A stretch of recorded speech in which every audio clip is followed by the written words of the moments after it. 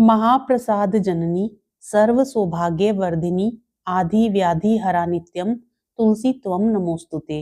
ओम वृंदाय नमः। जय तुलसी माता। मित्रों, आप सभी ने मोक्षदा एकादशी व्रत रखा होगा। आज की इस वीडियो में हम सभी जानेंगे मोक्षदा एकादशी व्रत का पारण कब किया जाएगा, मोक्षदा एकादशी व्रत पारण का क्या समय होगा, पारण में क्या खाना चाहिए और किन बातों को ध्यान में रखना चाहिए, और साथ में हम सुनेंगे पारण के दिन सुनी जाने वाली तुलसी माता की कथा। तो संपूर्ण जानकारी के लिए वीडियो को शुरू से अंत तक पूरा श्रवण करें और साथ ही कमेंट बॉक्स में जय तुलसी माता जरूर लिख दें। तुलसी माता आपकी हर मनोकामना को पूर्ण करे। आइए वीडियो प्रारंभ करते हैं। मोक्षदा एकादशी व्रत का पारण 12 दिसंबर 2024 दिन गुरुवार को किया जाएगा। पंचांग के अनुसार एकादशी व्रत का पारण समय सुबह 7:07 से लेकर 9:09 तक होगा। इस शुभ समय में आप एकादशी व्रत का पारण कर सकते हैं।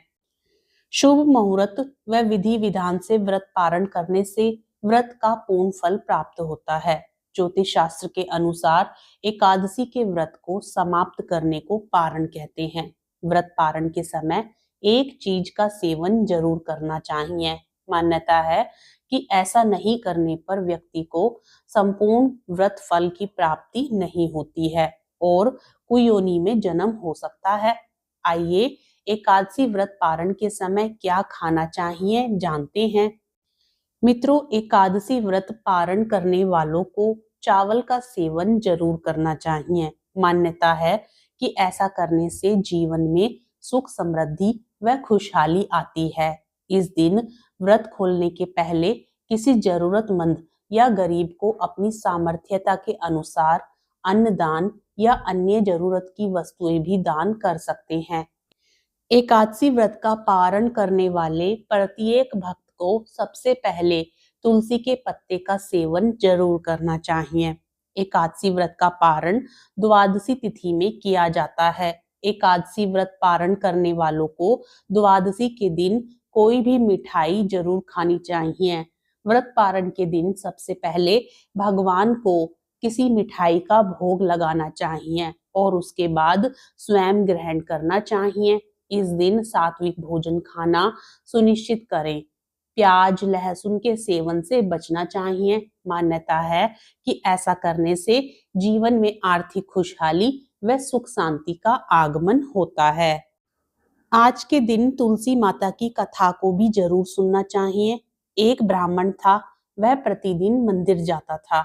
वह प्रतिदिन तुलसी माता की पूजा करता था। वह तुलसी माता से प्रतिदिन प्रार्थना करता था कि हे तुलसी महारानी, मेरे घर बार में आनंद ही आनंद करना। तुलसी माता ने सोचा कि यह ब्राह्मण तो बहुत सीधा है और गरीब है और प्रतिदिन मेरी पूजा करता है। यह धन दौलत सोना चांदी कुछ नहीं मांगता, बस ये ही कहता है कि मेरे घर आनंद ही आनंद करना। मैं इसके कुछ ना कुछ जरूर करना चाहती हूँ। तो तुलसी महारानी एक कन्या का रूप बनाकर बैठ गई और उस ब्राह्मण को एक दिन कहने लगी कि हे ब्राह्मण, मैं तेरे घर में रहना चाहती हूँ, मैं तेरी पुत्री बनना चाहती हूँ। ब्राह्मण ने सोचा कि मेरे 6 लड़कियां पहले से ही हैं और 7 लड़कियों का मैं कैसे पालन पोषण करूंगा, लड़कियों की शादी कैसे कराऊंगा, मेरे पास तो कुछ भी ऐसा नहीं है। वह व्यभिचार करके बहुत परेशान रहने लगा। उसको तो खाना भी नहीं भा रहा था क्योंकि वह एक दयालु व्यक्ति था। उस लड़की के बार बार कहने पर वह उसे अपने घर लाना तो चाहता था, परंतु अपनी गरीबी से वह परेशान था। तब उसकी औरत ने अपने पति से पूछा कि आप इतने परेशान क्यों लग रहे हो। उसकी औरत ने कहा कि क्या बात है, आज आप बहुत दुखी लग रहे हो। तो इस बात पर ब्राह्मण बोला कि मैं मंदिर जाता हूँ, वहां पर एक छोटी सी सुंदर सी कन्या तुलसी माता के वृक्ष के पास बैठी होती है और वह सदा मुझसे ये ही कहती है कि ब्राह्मण, मैं तेरे घर आना चाहती हूँ, मुझे अपने घर बुला लो।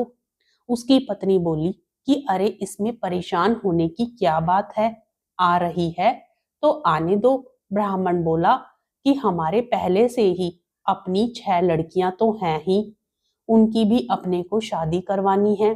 तो इस पर ब्राह्मणी बोली कि अरे ये तो कोई बात नहीं है, अपनी 6 लड़कियों की शादी करवाएंगे, वैसे ही 7वीं की भी करवा देंगे। जब हमारी सातों लड़कियों का विवाह होगा तो साथ में उसकी भी करवा देंगे। अगले दिन जब वह ब्राह्मण मंदिर गया तो उस छोटी कन्या ने पूछा, ब्राह्मण मैं आपके घर आऊं? तब ब्राह्मण बोला कि हाँ, चल बेटी चल। उनको वह घर पर लेकर आ गया। तुलसी माता के कन्या के रूप में ब्राह्मण के घर आने से ब्राह्मण के घर में बहुत आनंद हो गया। घर में लक्ष्मी की बारिश हो गई। जब ब्राह्मण सातों कन्याओं की शादी के लिए वर ढूंढने जाने लगे तो उसे छोटी कन्या ने कहा कि मेरे तो शालीग्राम जी के मंदिर में जाकर शालीग्राम जी को बोलना कि बारात लेकर आए और मेरी 6 बहनों के तुम्हारी इच्छा से वर ढूंढ लेना। तुलसी महारानी की मेहरबानी से उसके तो सब जेवर कपड़ा खाना सब तैयार हो गया और उसकी 6 लड़कियों की शादी बड़े धूमधाम से और पूरे रीति रिवाज के साथ अच्छे घरों में हो गई। इसके बाद उस ब्राह्मण के घर में तुलसी माता की ऐसी कृपा हुई कि उसके घर में फिर धन की कोई कमी नहीं हुई और वह खुशहाल जीवन व्यतीत करने लगा। इस प्रकार हम भी तुलसी माता जी से यही प्रार्थना करते हैं कि हे तुलसी माता, जैसे आप ब्राह्मण पे टूट मान हुई वैसे ही हम पर भी होना, और जैसा आनंद ब्राह्मण के घर करा वैसा हम सबके भी करना। कहानी कहते सुनते सब परिवार पर अपनी कृपा करना। प्रेम से बोलिए तुलसी माता की जय। तुलसी माता की दूसरी कथा के अनुसार एक परिवार में ननद भाभी रहती थी। ननद अभी कुंवारी थी। वह तुलसी की बड़ी सेवा करती थी, पर भाभी को यह सब फूटी आंख नहीं सुहाता था। कभी कभी तो वह गुस्से में कहती कि जब तेरा विवाह होगा तो तुलसी ही खाने को दूंगी तथा तुलसी ही तेरे दहेज में दूंगी। यथा समय जब ननद की शादी हुई तो उसकी भाभी ने बारातियों के सामने तुलसी का गमला फोड़कर रख दिया। भगवान की कृपा से वह गमला स्वादिष्ट व्यंजनों में बदल गया। गहनों के बदले भाभी ने ननद को तुलसी की मंजरी पहना दी तो वह सोने के आभूषणों में बदल गई। वस्त्रों के स्थान पर तुलसी का जनेऊ रख दिया तो वह रेशमी वस्त्रों में बदल गया। ससुराल में उसके दहेज आदि के बारे में बहुत बड़ाई हुई। इस पर भाभी को बड़ा आश्चर्य हुआ और तुलसी जी की पूजा का महत्व उसकी समझ में आ गया। भाभी की एक लड़की थी। वह अपनी लड़की से कहती कि तू भी तुलसी की सेवा किया कर, तुझे भी बुआ की तरह फल मिलेगा। पर लड़की का मन तुलसी जी की सेवा में नहीं लगता था। लड़की के विवाह का समय आया तो भाभी ने सोचा जैसा व्यवहार मैंने अपनी ननद से किया उसी के कारण उसे इतनी इज्जत मिली, क्यों ना मैं अपनी लड़की के साथ भी वैसा ही व्यवहार करूं। उसने तुलसी का गमला फोड़कर बारातियों के सामने रख दिया, परंतु इस बार मिट्टी ही मिट्टी रही। मंजरी व पत्ते भी अपने पूर्व रूप में ही रहे तथा जनेऊ जनेऊ ही रहा। सभी बाराती भाभी की बुराई करने लगे। ससुराल में सभी लड़की की बुराई कर रहे थे। भाभी ननद को कभी घर नहीं बुलाती थी। भाई ने सोचा मैं ही बहन से मिलाऊं। उसने अपनी इच्छा पत्नी को बताई तथा सौगात ले जाने के लिए कुछ मांगा। भाभी ने थैले में ज्वार भरकर कहा, और तो कुछ नहीं है, यही ले जाओ। वह दुखी मन से चल दिया। भला बहन के घर कोई ज्वार लेकर आता है। बहन के नगर के समीप पहुंचकर उसने एक गौशाला में गाय के सामने ज्वार का थैला उलट दिया। तब गोपालक ने कहा, ए भाई, सोना मोती गाय के आगे क्यों डाल रहे हो? भाई ने उसको सारी बात बता दी तथा सोना मोती लेकर प्रसन्न मन से बहन के घर गया। बहन भाई से मिलकर बहुत प्रसन्न हुई। भाई ने अपनी बहन को रास्ते में हुई घटना के बारे में बताया तो उसकी बहन ने कहा, यह पूरी तुलसी माता की ही कृपा है जो हमें इतना सुख सौभाग्य धन धान्य की प्राप्ति हुई है। हे तुलसी माता, जैसी कृपा आपने ननद पर करी वैसी कहानी कहते सुनते सब परिवार पर सभी भक्तजनों पर अपनी कृपा करना। और जैसा आपने भाभी की लड़की को दिया वैसा किसी को ना देना। प्रेम से बोलिए तुलसी माता की जय।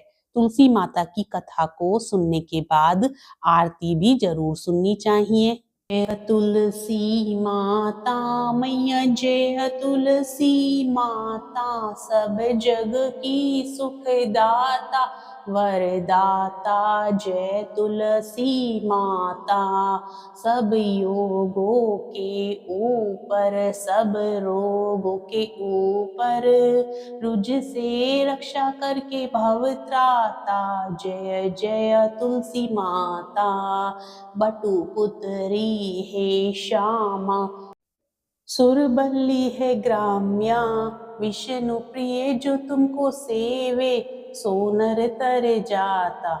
जय जय तुलसी माता, हरि के शीश विराजत, त्रिभुवन से हो वंदित, पतित जनों की तारिणी विख्याता। जय जय तुलसी माता, लेकर जन्म विजन में आई दिव्य भवन में, मानव लोक तुम्ही से सुख संपत्ति पाता। जय जय तुलसी माता, हरि को तुम अति प्यारी, श्याम वर्ण तुम्हारी, प्रेम अजब है उनका तुमसे कैसा नाता। जय जय तुलसी माता। आज की कथा आपको अच्छी लगे तो वीडियो को लाइक जरूर करें, और यदि आप चैनल पर नए हैं तो चैनल को सब्सक्राइब भी जरूर करें। जय तुलसी माता।